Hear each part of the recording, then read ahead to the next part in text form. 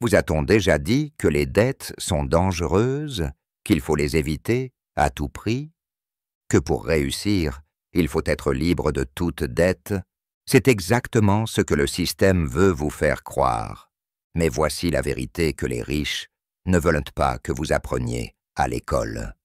Les dettes, lorsqu'elles sont utilisées à bon escient, sont l'outil ultime pour bâtir une fortune colossale. Alors que la plupart des gens croulent sous les dettes pour acheter des voitures, des gadgets et des vacances qu'ils ne peuvent pas se permettre, les riches utilisent la dette pour acheter des immeubles, des puits de pétrole et des actifs qui leur rapportent de l'argent chaque mois. Ils ne fuient pas la dette. Ils la recherchent, car ils savent comment la mettre à leur service. Quand j'étais jeune, deux hommes très différents ont façonné ma vision de l'argent. L'un était de mon père biologique, un éducateur honnête et travailleur, titulaire d'un doctorat. Il croyait au travail acharné, à l'épargne et à l'absence de dette. L'autre était le père de mon meilleur ami, mon père riche. Il avait à peine terminé ses études, mais il comprenait les rouages de l'argent. Il utilisait la dette comme une arme, un outil, une stratégie. Devinez lequel des deux a pris sa retraite sans le sou. Mon père pauvre travaillait pour gagner de l'argent. Mon père riche faisait travailler l'argent pour lui. Et l'une des plus grandes leçons que mon père riche m'ait jamais enseignées est la suivante. Si tu apprends à utiliser la dette de la bonne manière, tu n'auras plus jamais besoin d'utiliser ton propre argent. La plupart des gens craignent la dette.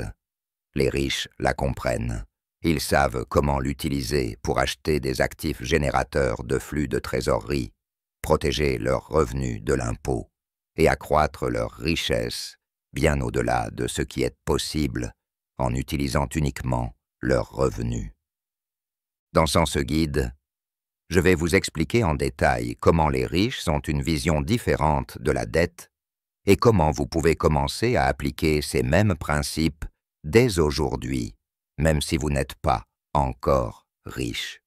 Car la dette n'est pas votre ennemi, c'est l'une de vos alliées les plus puissantes, à condition de savoir comment l'utiliser. Dès notre plus jeune âge, on nous répète la même chose. Allez à l'école, obtenez de bonnes notes, trouvez un emploi sûr et, quoi que vous fassiez, évitez de vous endetter. La dette est présentée comme un ennemi, quelque chose de dangereux qui ruine des vies. Mais vous êtes-vous déjà demandé pourquoi? Pourquoi la dette est-elle un mot tabou pour la plupart des gens, alors que les riches semblent l'utiliser comme un outil puissant? La vérité, c'est que le système scolaire n'a pas été conçu pour vous apprendre à vous enrichir. Il a été conçu à l'ère industrielle pour vous former à être un bon employé, à suivre les règles, à obéir à l'autorité et à échanger votre temps contre un salaire. L'éducation financière, oubliez ça. On ne vous apprend pas à investir, à générer des revenus ou à utiliser la dette de manière stratégique. On vous apprend à équilibrer votre compte bancaire et à remplir un formulaire de candidature. Ce n'est pas de l'éducation, c'est du conditionnement. Ils veulent vous faire croire que la clé du succès consiste à trouver un bon emploi, à acheter une maison, à économiser votre argent et à éviter à tout prix de vous endetter. Mais devinez quoi? Ce discours ne fonctionne que pour le système. Il fonctionne pour les banques. Il fonctionne pour le gouvernement. Il fonctionne pour Wall Street. Car lorsque vous craignez l'endettement, vous renoncez à votre pouvoir. Vous travaillez plus dur. Vous économisez votre argent dans leurs banques. Vous investissez dans leurs fonds communs de placement. Et ils s'enrichissent pendant que vous restez coincés dans la course effrénée, terrifiés à l'idée de faire un pas. Les riches ont appris quelque chose de très différent. Ils ont appris que toutes les dettes ne sont pas mauvaises. En fait, le bon type de dette, celle qui sert à acheter des actifs générateurs de revenus, peut être le moyen le plus rapide d'accéder à la liberté financière. Mais vous n'entendrez jamais cela dans une salle de classe. Parce que si vous saviez comment utiliser la dette pour vous enrichir, vous n'auriez pas besoin de passer votre vie à travailler pour quelqu'un d'autre. Et le système, il ne peut pas fonctionner sans employés. Alors, ils continuent à vendre le mythe « ne vous endettez pas ». Mais la vérité, c'est qu'ils ne veulent tout simplement pas que vous appreniez à vous en servir. La plupart des gens pensent qu'ils sont intelligents avec leur argent parce qu'ils évitent les mauvaises dettes. Mais ce qu'ils ne réalisent pas, c'est qu'ils croulent déjà sous les dettes et que ce sont justement celles-ci qui les maintiennent dans la pauvreté. Cartes de crédit, prêts automobiles, prêts personnels et hypothèques à 30 ans. Ce ne sont pas des outils pour bâtir une fortune, ce sont des pièges. Les pauvres et la classe moyenne utilisent la dette pour acheter des passifs, c'est-à-dire des choses qui leur coûtent de l'argent chaque mois. Une voiture neuve et rutilante qu'ils ne peuvent pas se permettre. Des vacances payées avec une carte de crédit. Une maison qui a l'air belle sur le papier, mais qui leur coûte cher en intérêts, en entretien et en taxes. Ils pensent « je le mérite » ou « c'est le rêve américain ». Mais le rêve devient un cauchemar lorsqu'ils travaillent 40, 50, 60 heures par semaine juste pour payer leurs factures. Et dès qu'ils arrêtent de travailler, tout s'écroule. Ce n'est pas la liberté, c'est de l'esclavage avec un salaire. Le plus dangereux, c'est qu'ils pensent avoir raison. Ils considèrent que ne pas avoir de dette est le but ultime en matière de finances. Mais ne pas avoir de dette ne rend pas riche. Cela signifie simplement que l'on n'est pas dans le rouge. On peut ne pas avoir de dette et être tout de même fauché. On peut ne pas avoir de dette et être coincé dans le même emploi, sans revenu passif, sans investissement et sans projet d'avenir. Vivre sans dette peut vous apporter la tranquillité d'esprit, mais cela ne vous permettra pas de vous enrichir. C'est une stagnation financière. En réalité, se débarrasser des mauvaises dettes n'est que la première étape. Si vous vous arrêtez là, vous avez déjà perdu, car les riches ne se contentent pas d'éviter les mauvaises dettes. Ils utilisent les bonnes dettes pour bâtir des empires. Alors, que les pauvres et la classe moyenne utilisent les dettes pour acheter des biens qui rouillent, pourrissent ou se déprécient, les riches les utilisent pour acquérir des actifs qui génèrent des revenus, prennent de la valeur avec le temps et leur donnent le contrôle. La différence ne réside pas dans le montant de la dette, mais dans la manière dont elle est utilisée. Et tant que vous ne l'aurez pas compris, vous continuerez à travailler plus dur pour rester au même point. Les riches ne voient pas la dette comme tout le monde. Là où la plupart des gens voient un danger, ils voient une opportunité. C'est parce qu'ils ont changé fondamentalement leur façon de penser. La dette n'est pas l'ennemi, c'est l'ignorance qui l'est. La dette en soi n'est pas mauvaise, c'est un outil, et comme tout outil, elle peut construire quelque chose d'incroyable ou tout détruire si elle est mal utilisée. Le problème n'est pas la dette, c'est le manque d'éducation à son sujet. Les riches ont une éducation financière. Ils n'utilisent pas la dette pour acheter des passifs tels que des voitures, des vêtements de marque ou des maisons hors de prix qu'ils ne peuvent pas se permettre. Ils utilisent la dette pour acquérir des actifs générateurs de revenus, immobilier, entreprises, pétrole, or, propriété intellectuelle. Ils comprennent la règle d'or de la richesse. Le cash flow est roi. L'objectif n'est pas de rembourser toutes ses dettes et de vivre dans la peur, mais de s'assurer que son argent travaille plus dur que soi-même. Imaginons qu'un investisseur riche trouve un immeuble qui génère 10 000 $ de flux de trésorerie positif par mois. Il n'utilise pas ses propres économies pour l'acheter. Il utilise l'argent de la banque. Il emprunte, acquiert l'actif, les locataires paient la dette et il empoche la différence. C'est une dette intelligente. C'est l'effet de levier. C'est jouer le jeu comme les riches. La dette devient le pont entre où vous êtes et où vous voulez être. C'est un moyen de croître plus rapidement, de se développer à plus grande échelle et de générer de la richesse en utilisant l'argent des autres. Et tandis que les pauvres et la classe moyenne font des heures supplémentaires juste pour réduire leurs dettes, les riches l'utilisent stratégiquement pour générer plus de revenus. La différence ne réside pas seulement dans les chiffres, mais aussi dans l'état d'esprit. On apprend à la plupart des gens à éviter la dette comme la peste, mais personne ne leur apprend jamais à l'exploiter. C'est pourquoi ils restent coincés. Les riches, en revanche, s'éduquent, constituent des équipes financières solides et utilisent la dette pour multiplier leurs revenus et réduire leurs impôts. Ils ne craignent pas la dette, car ils ont pris le temps de la comprendre. Et une fois que vous l'avez comprise, le jeu change pour toujours. L'effet de levier est l'un des outils les plus puissants dans le monde de l'argent, mais seulement si vous savez comment l'utiliser. C'est la capacité de contrôler un actif important avec une petite partie de votre capital.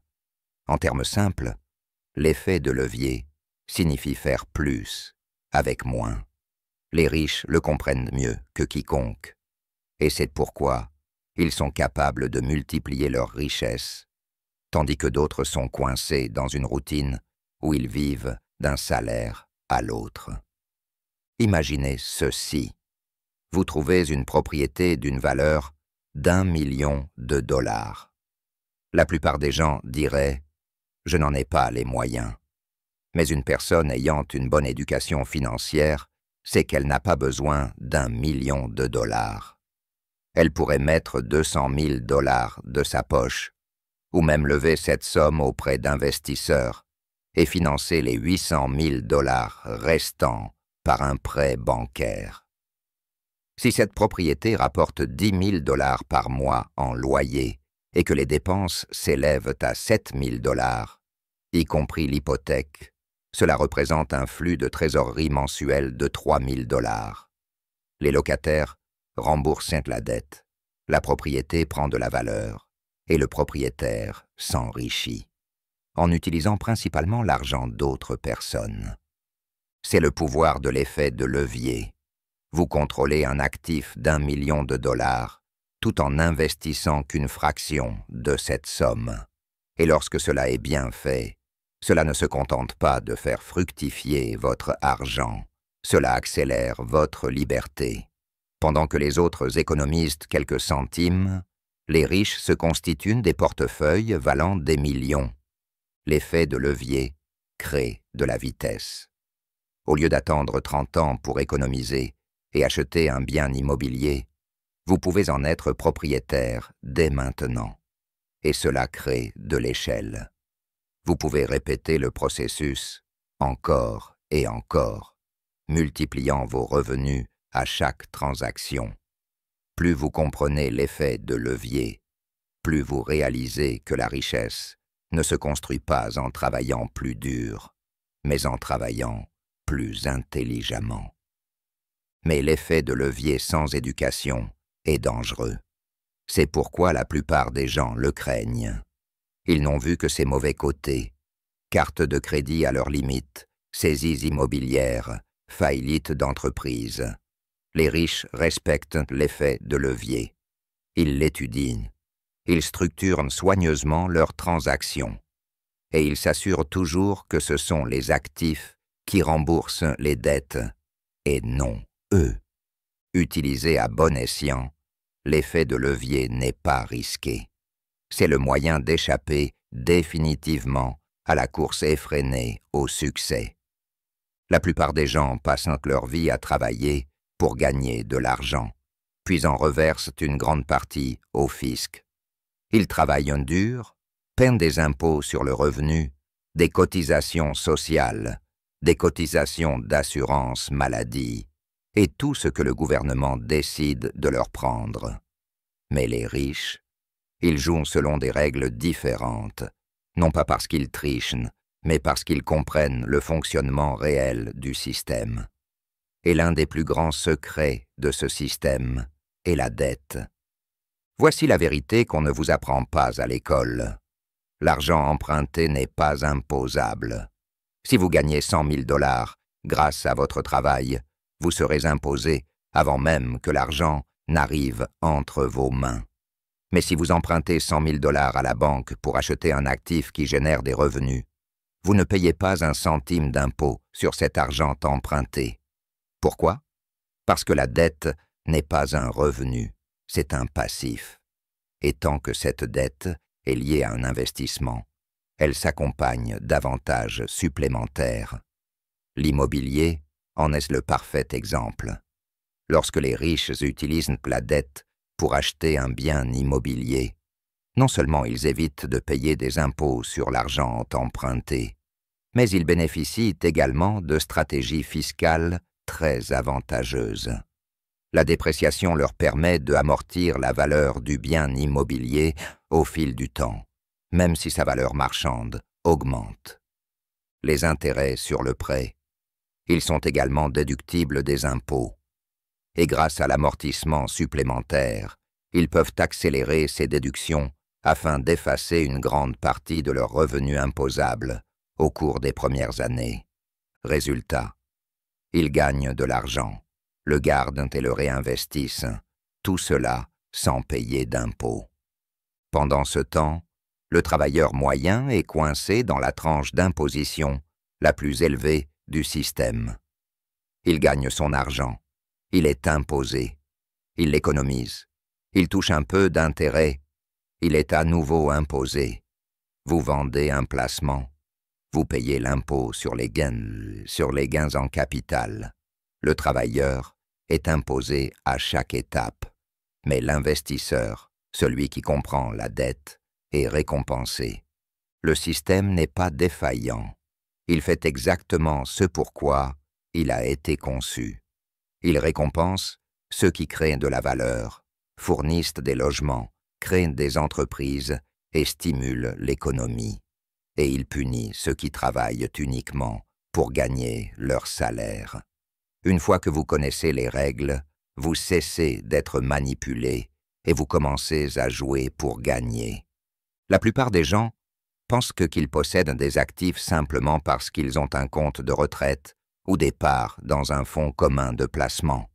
Mais voici la vérité. Si vous ne le contrôlez pas, ce n'est pas vraiment votre actif. Il existe une différence énorme entre les actifs réels et les actifs fictifs. Et comprendre cette différence est la base de la véritable richesse. Les actifs réels sont des choses que vous pouvez toucher, gérer et contrôler. Un bien immobilier qui génère des revenus locatifs. Un puits de pétrole qui vous rapporte de l'argent à mesure qu'il pompe. Une entreprise qui fonctionne avec ou sans vous, mais qui continue à vous rapporter de l'argent. De l'or qui se trouve dans votre coffre-fort, et non la promesse d'un tiers sur un bout de papier. Ce sont des actifs tangibles, productifs et générateurs de revenus. Ils n'existent pas seulement sur un écran, ils existent dans le monde réel et vous offrent un effet de levier, des flux de trésorerie et des avantages fiscaux. Comparez maintenant cela à ce que l'on vend à la plupart des gens. Des actions qu'ils ne comprennent pas, dans des entreprises qu'ils ne contrôlent pas. Un plan d'épargne retraite 401K, rempli de fonds communs de placement, gérés par des gestionnaires de fonds qu'ils ne rencontreront jamais. Ce sont des actifs papier, des paris sur le marché qui montent et descendent en fonction des émotions des gros titres et des décisions prises bien au-dessus de votre niveau de salaire. Vous espérez qu'ils montent, mais vous n'avez aucun contrôle. Vous n'êtes pas propriétaire, vous êtes spectateur. Les riches ne parient pas sur des choses qu'ils ne contrôlent pas.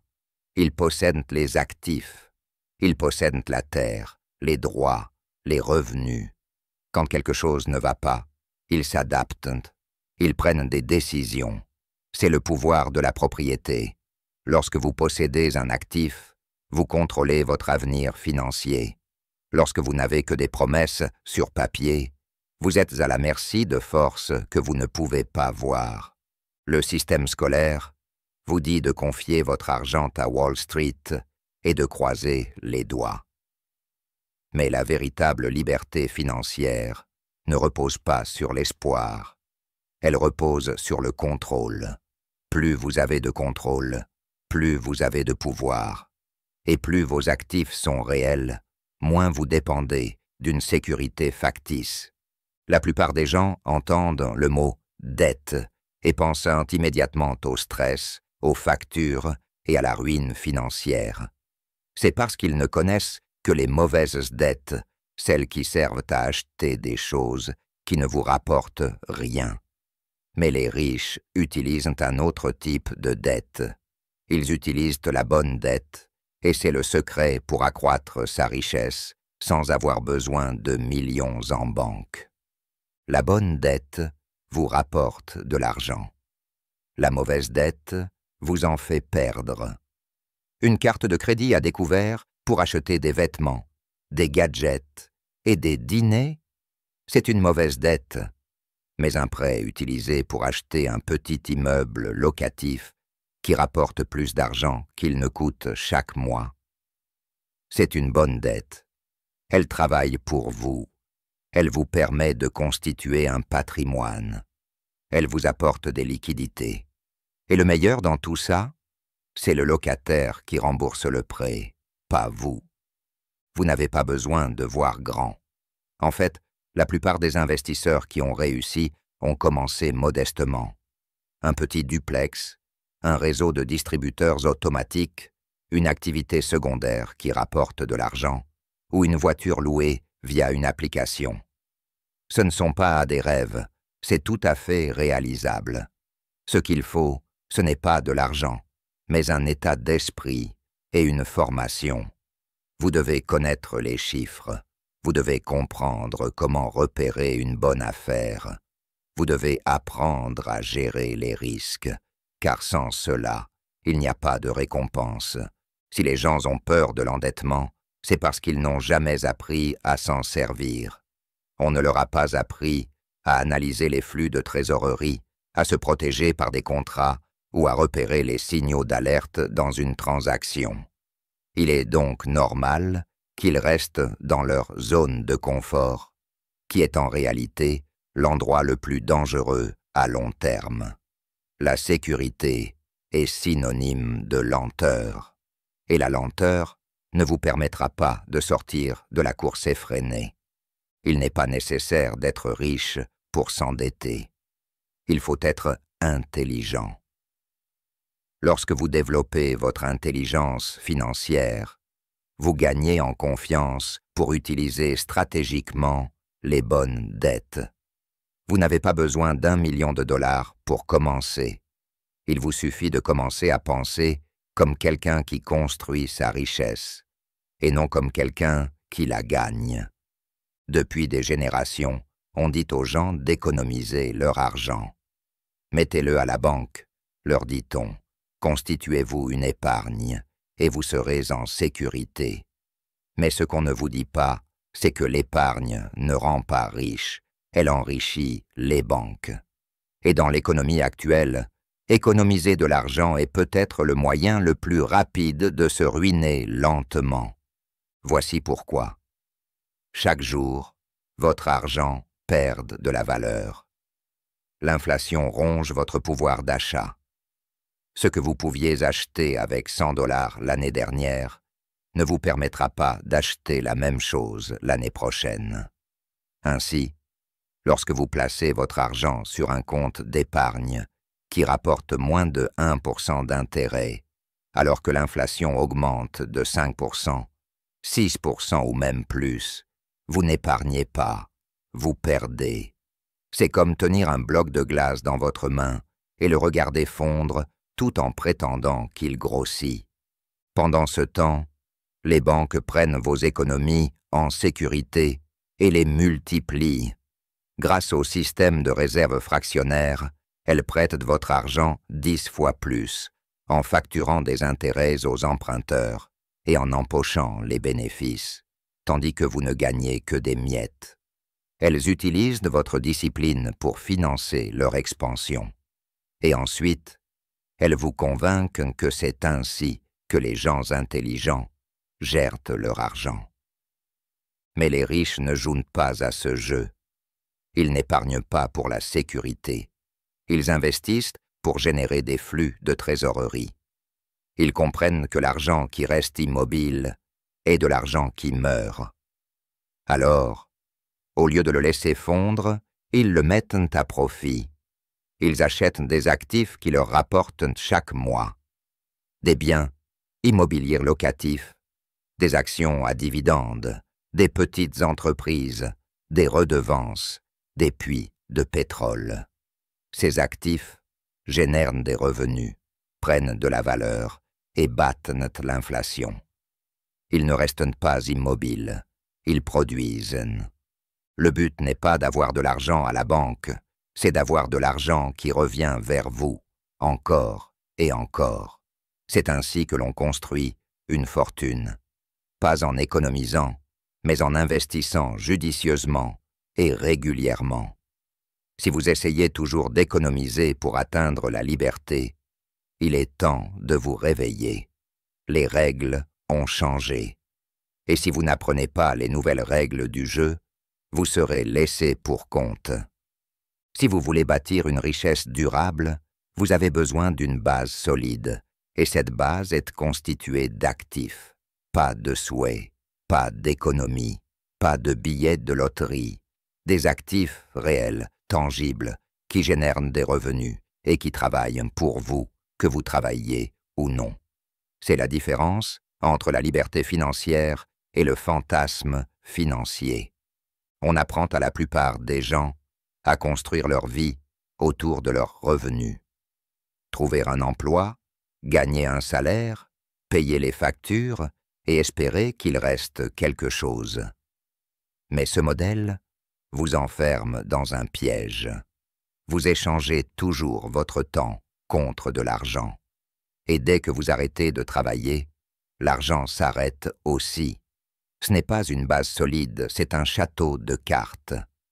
Les riches construisent leur fondation de manière opposée. Les actifs d'abord, toujours. Des biens immobiliers qui vous rapportent un loyer chaque mois. De l'or et de l'argent qui protègent votre patrimoine. Lorsque le dollar baisse, des bitcoins qui stockent de la valeur en dehors du système. Des entreprises qui rapportent de l'argent pendant que vous dormez. Des biens intellectuels tels que des livres, des cours ou du contenu qui continuent à rapporter longtemps après leur création. Ce ne sont pas seulement des choses que vous possédez, ce sont des moteurs qui génèrent des revenus. Ils constituent votre filet de sécurité financière, votre plan de liberté, votre échappatoire à la course effrénée. La clé, c'est de commencer à construire dès maintenant. Pas quand vous aurez une augmentation, pas quand vous aurez plus de temps, pas un jour, aujourd'hui, même si c'est petit, même si ce n'est qu'un pas, parce que le temps et la constance sont ce qui transforment les petits commencements en résultats puissants. Plus vous commencez tôt, plus vite vos fondations prennent forme. Et une fois que cette base est suffisamment solide, elle commence à vous soutenir et vous n'avez plus besoin de la soutenir. N'attendez pas le moment idéal ou l'investissement parfait.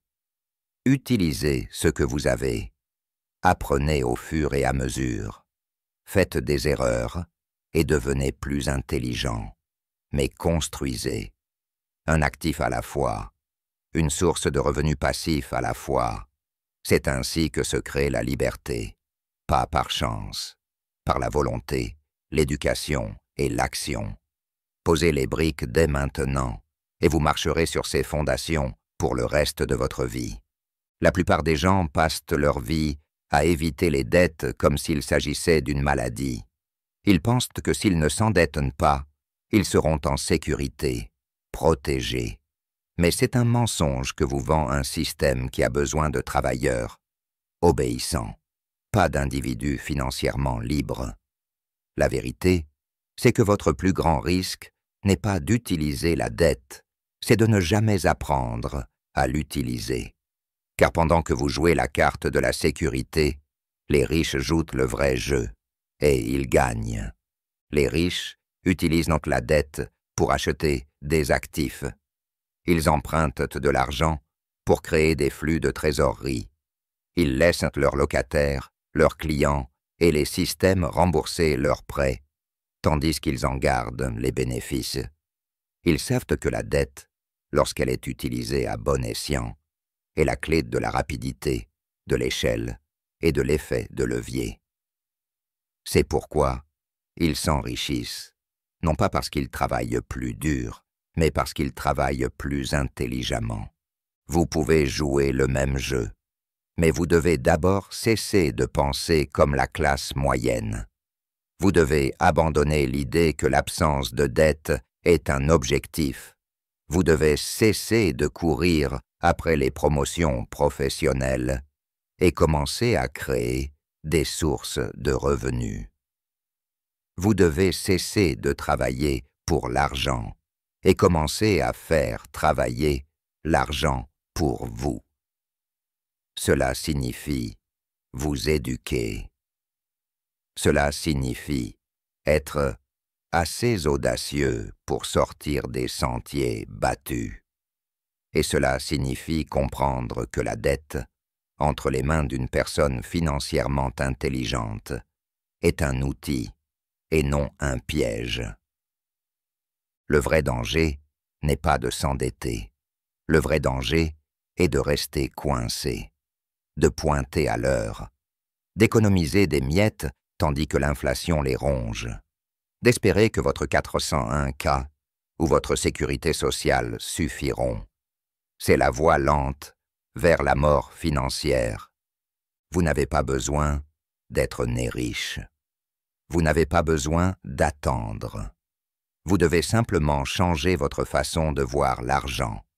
Changez votre état d'esprit, construisez vos bases financières et utilisez les outils que les riches utilisent depuis des décennies.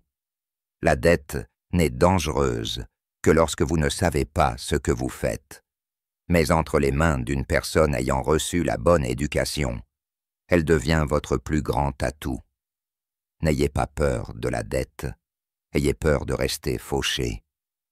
Si ce message vous touche au plus profond de vous-même, c'est bon signe. Cela signifie qu'il fonctionne, cela signifie que quelque chose au fond de vous est en train de se réveiller, peut-être pour la première fois, parce que tout ce qu'on vous a appris sur l'argent était faux.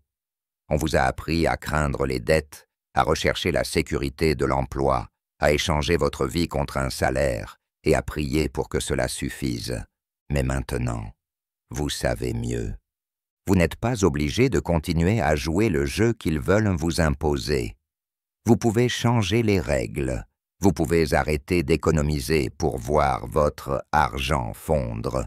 Vous pouvez arrêter de travailler juste pour payer vos factures. Vous pouvez arrêter de survivre et commencer à construire. Un actif à la fois, une transaction à la fois, une nouvelle décision à la fois. Il ne s'agit pas d'être imprudent, il s'agit d'être responsable et de faire usage de son pouvoir. Informez-vous, prenez le contrôle, apprenez le langage de l'argent, apprenez les stratégies que les riches utilisent au grand jour. Ne fuyez pas vos dettes, apprenez à les maîtriser. Une fois que vous y serez parvenu, vous ne verrez plus jamais l'argent de la même façon. Le chemin vers la liberté financière n'est pas facile, mais il est simple. Il commence par un changement, dans votre état d'esprit, vos habitudes et vos actions. Et le meilleur moment pour commencer.